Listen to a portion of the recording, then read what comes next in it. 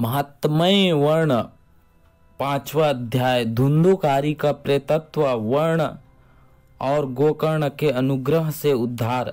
सनकादिकों ने कहा, हे नारद जी, पिता के चले जाने पर धुंधुकारी पूर्ण स्वच्छंद हो गया। एक दिन उसने अपनी माँ को खूब पीटा और कहा कि बतला, गाड़ा हुआ धन कहाँ है। धुंधली ने उसी दिन रात में कुएं में कूदकर आत्महत्या कर ली। घर की यह स्थिति देखकर गोकर्ण से रहा नहीं गया।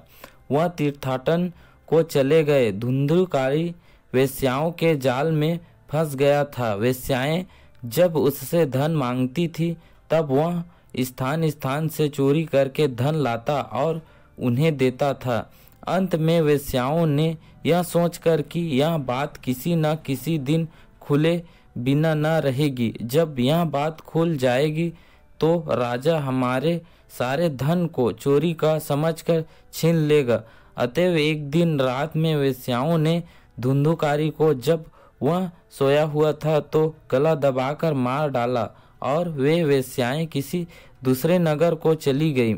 इधर तीर्थाटन में गोकर्ण को जब धुंधुकारी के मारे जाने का समाचार मिला तो वह अपने नगर में लौट आया।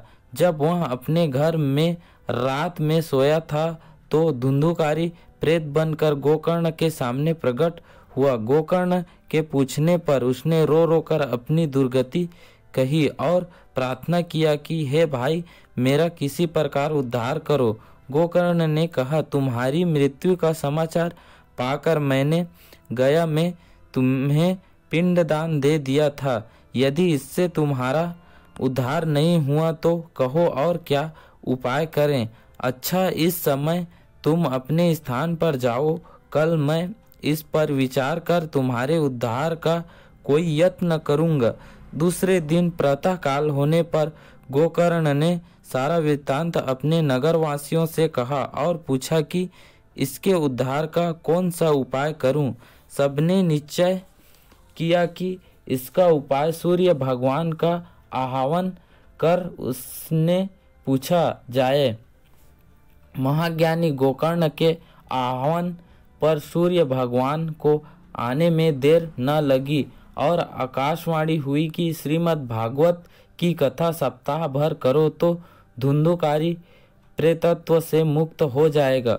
गोकर्ण ने दूसरे दिन से ही श्रीमद् भागवत की कथा प्रारंभ कर दिया, जिसे सुनने के लिए सभी लोग आए और धुंधुकारी भी वहां आया, किंतु वह प्रेत रूपी वायु था, इसलिए वह कहाँ बैठता। यह यज्ञ मंडप में गड़े हुए बांस के सबसे नीचे के पोर में जा बैठा और संध्या समय जब यज्ञ स्थगित होता तब उस बांस की एक गांठ तड़ाक से फूट जाती थी और इसी क्रम से 7 दिन चलता रहा।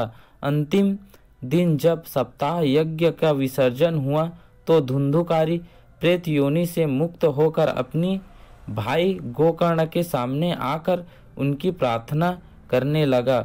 उसी समय स्वर्ग से सजा हुआ एक विमान उतरा जिस पर धुंधुकारी को बैठा लिया गया। गोकर्ण ने कहा कि हे देवदूतों, कथा तो बहुत से लोगों ने सुना है, किंतु फल धुंधुकारी को ही क्यों मिला रहा है। विष्णु ने पार्षदों ने कहा, इसका एक कारण है। यद्यपि कथा का श्रवण बहुतों ने किया, किंतु मन एकाग्र सभी ने नहीं किया है। इसके अतिरिक्त धुंधुकारी ने सप्ताह भर निर्जल व्रत किया है, अन्यों ने भोजन किया है, अतएव फल में भेद है। ऐसा कहकर विष्णु के पार्षद धुंधुकारी को लेकर गोलोक चले गए। दूसरे वर्ष श्रावण के महीने में गोकर्ण ने श्रीमद् भागवत की कथा का सप्ताह फिर से आरंभ किया। इस बार नगर के सारे निवासियों ने एकाग्रचित और निर्जल व्रत रहकर कथा का मन से श्रवण किया। फलतः कथा सप्ताह समाप्त होने पर विष्णु भगवान स्वयं विमान लेकर आए और गोकर्ण के साथ सारे नगर निवासियों को, यहाँ तक कि चंडाल और कुत्ते को भी विमान में बैठा अपने लोक चले गए। हे नारद जी, इस कथा से श्रीमद् भागवत का महात्म्य अच्छी तरह समझ लो। सांडल्य मुनि आज भी चित्रकूट में इस कथा का पाठ नित्य करते हैं। जो भी इसका नित्य पाठ करेगा वह आवागमन से मुक्त हो जाएगा।